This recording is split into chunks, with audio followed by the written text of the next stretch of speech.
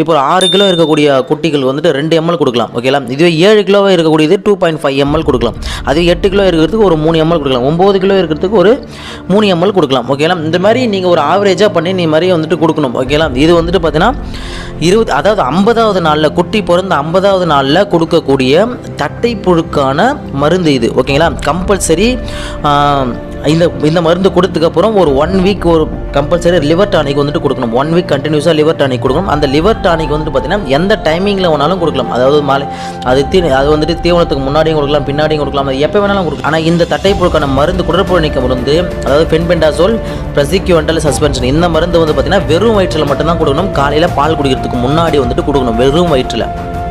ஓகேங்களா? இது ஒரு விஷயம். அடுத்தது கண்டிப்பாக ஆடை வெயிட் போட்டு வந்துட்டு கொடுங்க. ஓகேங்களா? அடுத்தது இது வந்துட்டு 50வது நாள். இதை தொடர்ந்து அப்படியே பார்த்தீங்க அப்படின்னா இப்போ உருண்டை புழுக்கு ஃபஸ்ட் 25வது நாள் வந்துட்டு உருண்டை புழு கொடுக்குறோம். அடுத்த 25